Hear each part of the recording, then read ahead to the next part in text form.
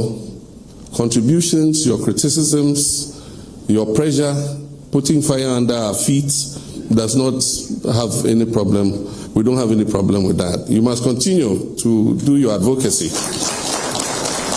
When they get the money, won't they buy some of the food? Won't they drink water? And so if you are destroying all this and all in the name of money, once you get the money, what else are you going to use it for? Hey, yeah, we keep seeing it. We don't even, where are they? Almost checking for crying, we can't even find them. We have nothing to hide. I don't gain anything from galamsey. I am not personally involved in galamsey, and I have no interest in it continuing. And so you can be sure that we are all on the same side. We have done a lot of talking about galamsey. We have done a lot of demonstrations about galamsey. We have done a lot, talk of this anti-galamsey, whatever launch that, it took away our heroes and all that. This is something that, when I want to talk about it, I get so sad and so emotional about it. I want to assure you that we are determined to win this fight. And look at what the things we hear about what galamsey is bringing to this nation. Talk of this kidney diseases, newborn having whatever, a whole lot of things, destroying of our water bodies, our forest reserves, a whole lot of things. Even recently, finding mercury in our foodstuffs. We need your pressure. Continue to put our feet to the fire, because that will encourage us to also continue to work harder. And so I want to personally assure you that as president, I will also continue to put pressure on my lands ministry and all the ministries that are involved in this to make sure that we're able to hand over to our children and our grandchildren an environment that our great-grandfathers handed over to us. They gave us a beautiful country with a lot of forests and trees and beautiful rivers. We should not hand over poisoned rivers and desecrated forests to our children and our grandchildren. With the elephants in the room, state of emergency. His Excellency John Dramani Mahama meets with CSOs for the first dialogue of illegal mining. I'm talking about galamsey. When you hear of galamsey, what comes into your mind?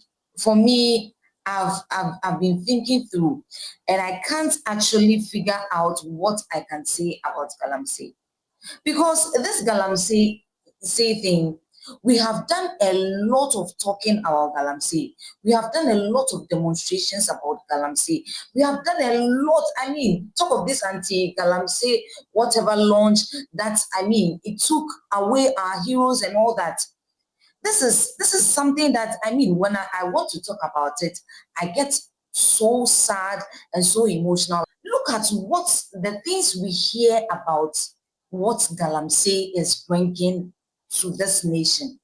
Talk of this kidney diseases, newborn having whatever, a whole lot of things, destroying of our water bodies, our forest reserves, a whole lot of things. Even recently, finding mercury in our foodstuffs.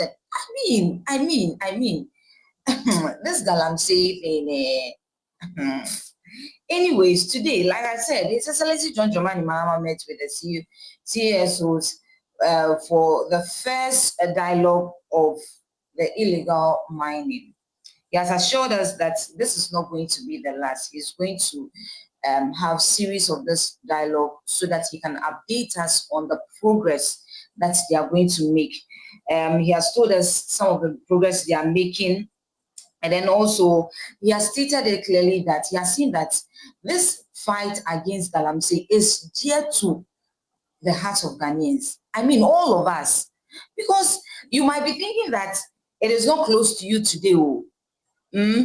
Because wherever the food or the food crops, wherever they are bringing it from, you don't know where it is going next.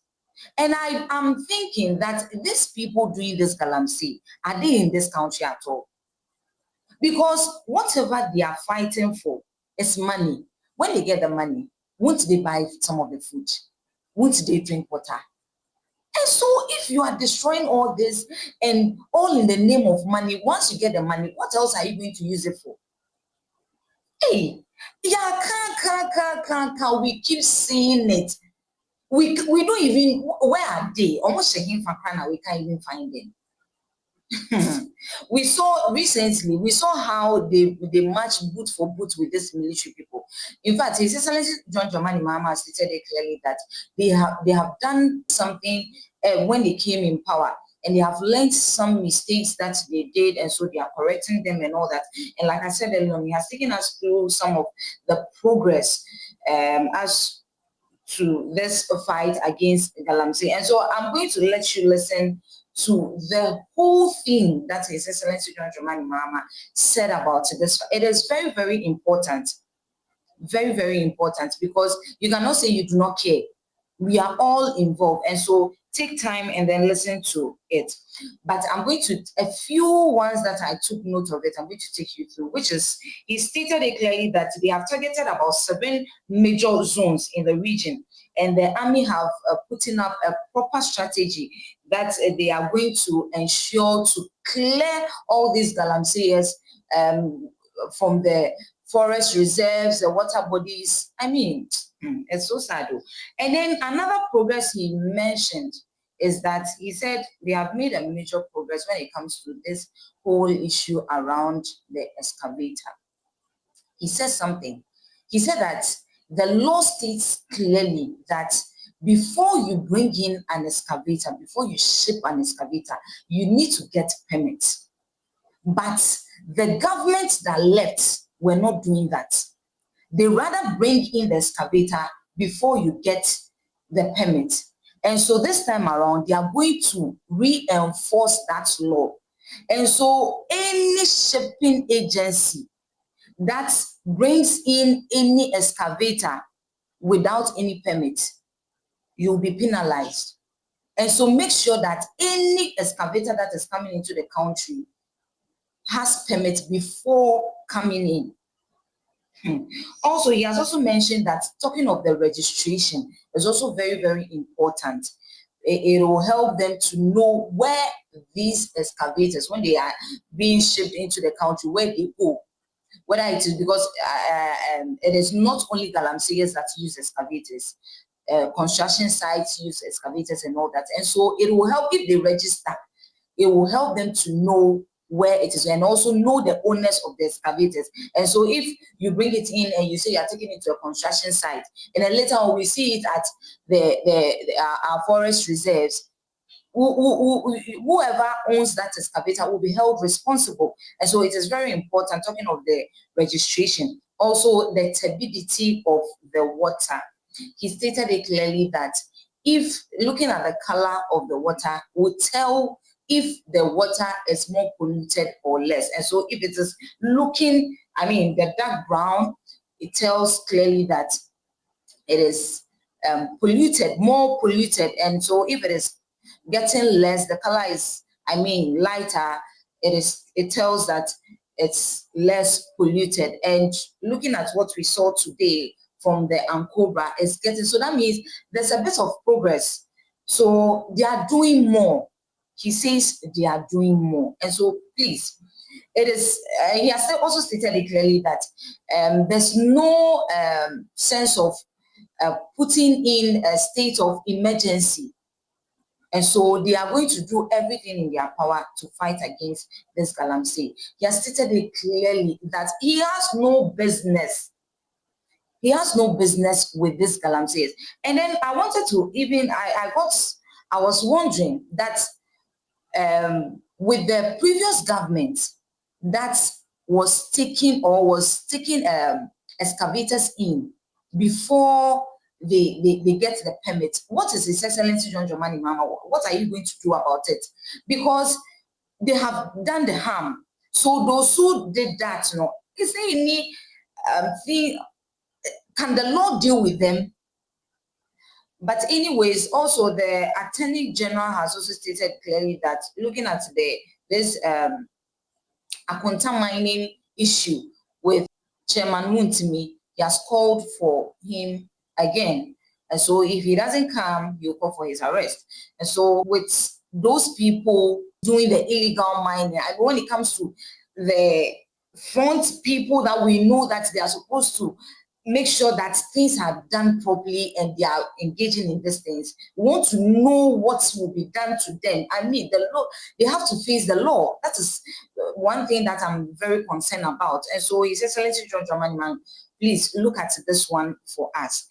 First dialogue on illegal mining. We know that the issues of illegal mining are dear to your hearts and to the hearts of every Ghanaian. And that's why we decided that from time to time we'll hold this dialogue. This is not going to be the last. We'll hold this dialogue to update you on the progress that we're making in the fight against illegal mining. Mining in Ghana has been historical. And when the first Portuguese arrived in Elmina, one of the first things we sold to them was gold. And that's why they built a fort in Elmina. Our grandfathers were involved in mining. The problem with the difference between then and now is that they use rudimentary tools to undertake the mining. And so the capacity to create destruction to the environment was very limited. The whole equation changed when the small-scale mining sector started deploying heavy earth-moving equipment. Before, it was only the big-scale mining sector that was involved in using excavators and bulldozers and huge dump trucks. At a point in time, the small-scale mining sector, which is a legal sector of our mining, it was passed in PNDC time to allow, because we realized that the big mining companies were owned by foreign companies, and Ghanaian small-scale companies that had the capacity to mine were prevented from doing so. And so the mining code was revised to add for small-scale miners. And as I said, there's a difference between small-scale mining and artisanal mining. Artisanal mining was what existed before, using pickaxes and shovels and so on and so forth. But when the new licenses for small-scale mining started, and they could afford to bring in excavators and bulldozers and others, it meant that the ability to destroy the environment was expanded. And that is where we currently have our problem. I want to assure you that we are determined to win this fight.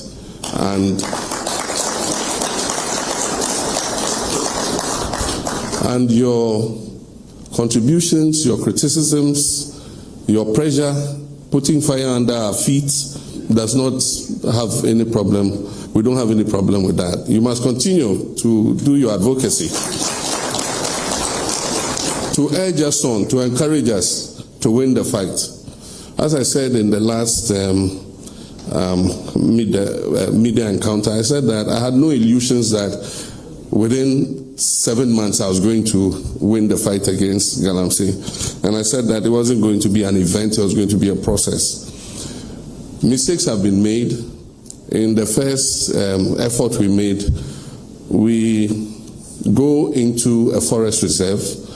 We mapped out the forest reserves that had been that had incursions of illegal miners, and we deployed the first wave of our security services. They scored a lot of successes. In a short time, they had cleared some of the major forest reserves that were called no-go areas.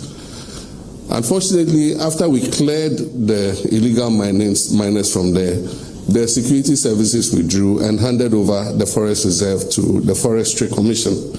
And so they put their forest guards there. The forest guards don't have the capacity to defend the reserves against the illegal miners.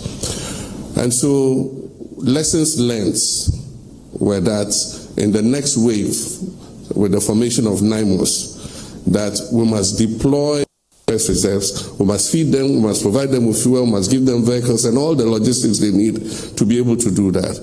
And so that links up with Franklin's question about budget. We need a substantially bigger budget than we have currently to be able to win this war. Happily, budget hearings have started. The budget for next year is going to be presented to Parliament, and my expectation is that the Minister of Finance will give a much bigger allocation to this fight against galamsey. We also need enough troops. Our troops are stretched.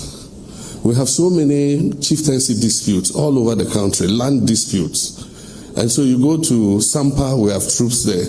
You go to Gonjaland, Savannah, there are troops there. You go to Boko, there are troops there. You go to Nkwanta, our troops are there. And then our troops are also on the border to protect us from terrorism. And so they are spread thin. If we take another batch of them and go and put them in the forest, it means that we are committing most of our troops to other things other than crime prevention and keeping us safe. And so that's why NIMOS is a combination of the police and the army. So all of them contribute troops. And then we also have national security also contributing and all the other agencies. But happily we have some additional troops coming with the winding down of some of the peacekeeping theaters. And so when they come, as many of them as possible, we'll add them to the force so that we're able to dominate all the anti-galamsey sites and be able to win the battle.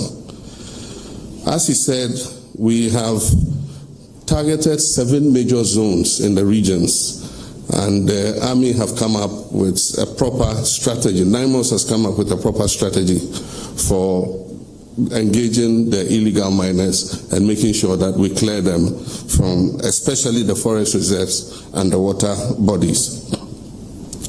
One of the important successes is the change in the whole issue of excavators. Excavators came in huge quantities, and I remember that at a point under the previous administration, they asked that permits be gotten before excavators are imported. Meanwhile, the law did not say you should get a permit after, but that was what we came to meet, that you bring the excavator, then you go to the Ministry of Transport and ask for a permit. But the law actually says that you must get a permit before you import the excavator. And so now we're enforcing that law. And so you can't bring an excavator in, you can't put it on a ship, and we're telling the shipping agencies, if you bring an excavator for which there's no permit, we shall penalize you, the shipping agency, for carrying that excavator here to Ghana. In the meantime, we came to meet a huge quantity of excavators in the port. And that is what the lands minister was explaining to you, that we had to decongest the ports because there was no more space for anything. And so we've moved them to the military space at the Shire Hills and other locations, and we've corralled them there. One of the successes too is the registration of excavators. Even though the law requires excavators to be registered, nobody was registering their excavator. And so if you look at the DVLA records, there was no registration of excavators. And so anybody could bring in an excavator and take it straight into the forest.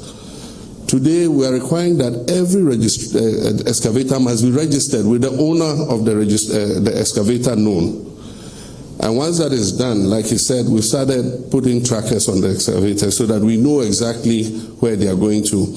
It's not only illegal miners who use excavators, contractors working on our roads, quarries and others all use excavators. And so it's impossible to just put a complete ban on excavators, but we must know where that excavator is. Owners of excavators responsible if we find the excavator in a forest reserve or engaged in illegal mining. And so that's one of the advances that we have made.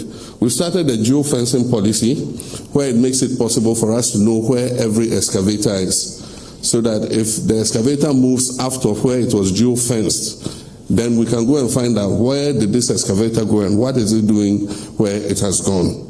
And so that would help us. With regards to turbidity of the water, as the scientist said, it's just about, you can see physically with your eyes, what the turbidity of the water is. The thicker brown it is, the more coffee-like it is, the more polluted it is. The less it is, the less polluted it is. And so, like he said, we are scoring a few successes, especially on the Ankobra. I believe the minister chose the Ankobra to start because it flows through his constituency. And so there are some successes, but like he said, we still have the Pra, we have the Densu, we have the Birim, we have the Ofin and all of them. But that means that we must get more manpower. The Blue Water Guards have started work, and a lot of them are deployed on the Ankobra River. So far, we've recruited 1,000 of them. We pay them an allowance of, if you take away deductions and other taxes, of about 1,500 cedis a month. And so if we have 1,000 of them, and we pay about 1,500 a month, it means for a year, you're talking about roughly 18 million cedis. And that's for 1,000 of them. And so if we scale up, then it means that we need more money to employ more of them. But I endorse it because it gives them an alternative source of income. Because as they are fighting the pollution of our water bodies, they are also earning an income as a kind of alternative livelihood. And so that is something that we'll have to scale up. And so the Minister of Finance in doing the budget must make extra provision. We also have to start reclamation, because it's not enough to just stop them and drive them away and leave the land scarred the way it is. And so there are a few companies that have worked with the United Nations, and they have come up with some trees that help to regenerate the soil and can also take out toxins from the soil. If you've heard about the green Sahelian wall that the United Nations was sponsoring, some of the companies involved there have also come and tried those crops in areas that we want to reclaim.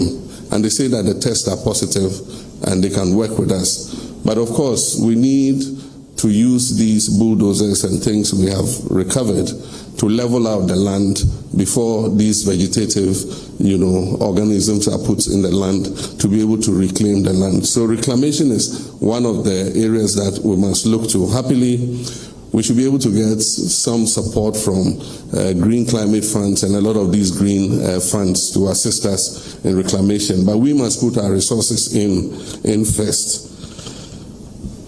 The menace of illegal mining, and I've been trying to find out about best practice, and I found out that apparently we are not the only ones suffering. The high gold price is pushing a lot of people into gold, especially gold things are happening. So we might not be the only persons, but there are success stories we can learn from. Because if you look at Chile, for instance, they've been able to formalize 90% of their small-scale gold mining. It means 90%, they were in the same situation as us. But today, 90% of their small-scale mining is formalized. And they have control of it, they inspect, they make sure that they're doing the right thing. We can also achieve that. And so even though we're not alone facing that menace, I believe that we can use the best practices of Chile and others to also formalize our small-scale mining sector and make sure that we're able to take control of it. And that is part of what we tried to do when our colleagues died in the helicopter crash.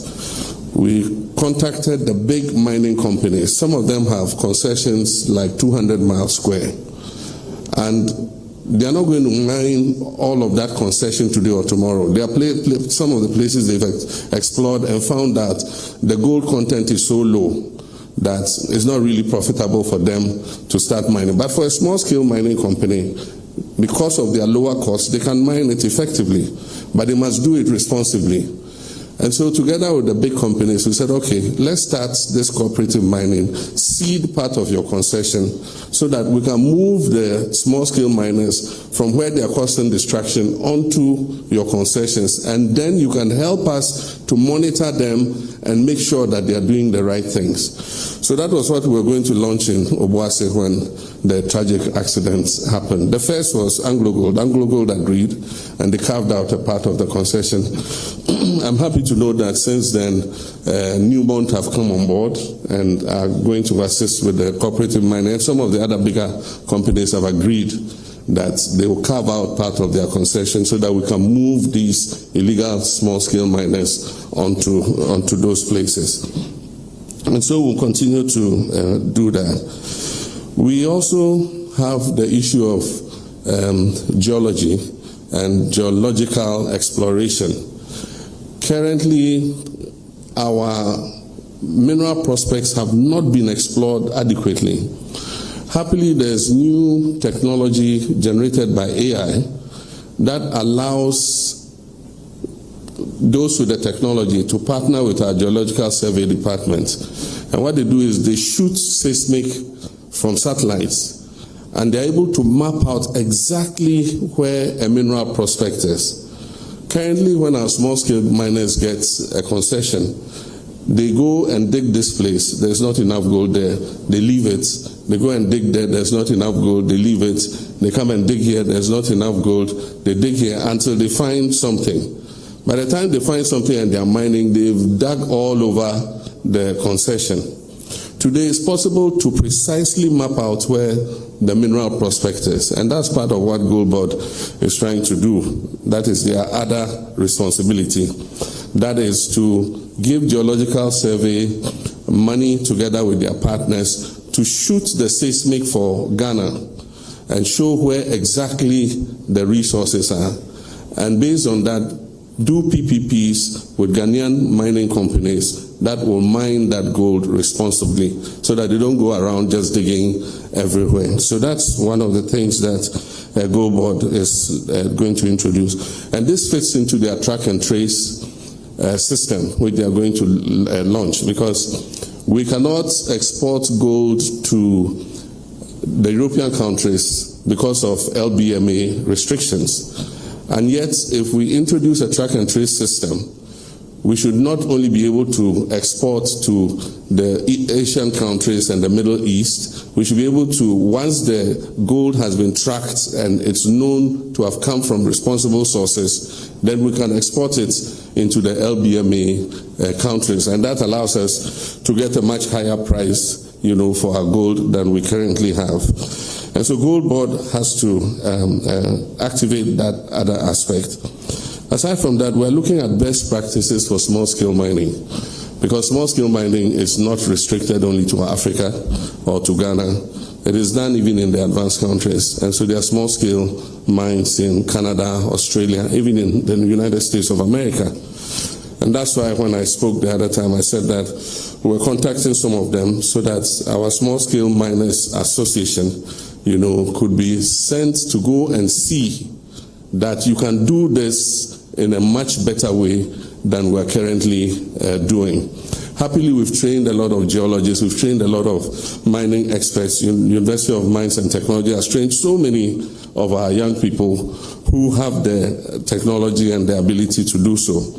And so the intention is to attach these graduates of UMAT to the district mining organizations, and they would help the district mining organizations to go and inspect the small-scale mining industries and make sure that they are doing the right thing.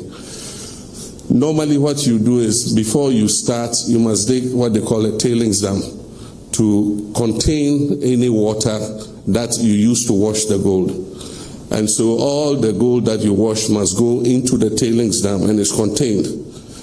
And after you wash the gold and you finish mining, you're supposed to cover the pits, and then after that there are chemicals that you can use to clean and detoxify the water. I'll come to that in a short while. But like I said, it's not an event, it's a process. but we will never give up. It's a long journey, but we'll continue to work on it. I like that somebody raised that, what are we doing to the kingpins? Because most of those 1,400 who have been arrested are young youth who are looking for something to be able to look after themselves. And we'll prosecute them, we'll imprison them. But those who run those operations are the ones that we must be arresting and imprisoning, not these little boys, And so we need to change our strategy. We can arrest the boys and all that. What's the least sentence? 15 years. 5 to 15. Yeah, so we'll catch these boys and we'll feed them for 5 years. Look after them for 5 years and discharge them. But like I'm saying, maybe we can look rather for the kingpins and deal with them in a major way so that we are able to get something on this whole thing. With regards to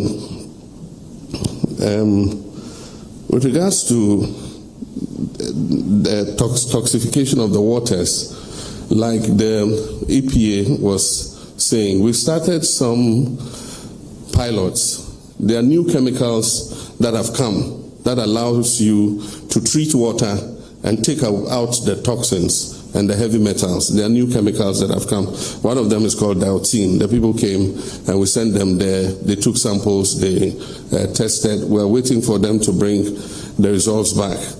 But there are other ways of dealing with gold, that is processing gold, without using mercury and cyanide.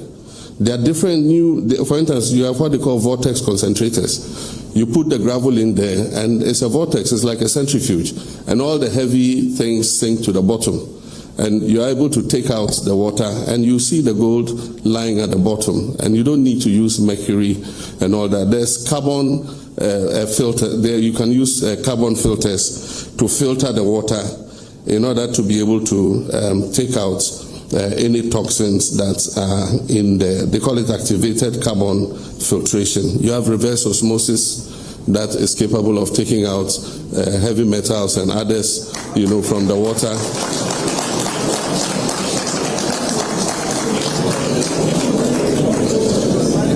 So while we're fighting the menace, I'm also saying that we should uptake technology in order to protect our environment.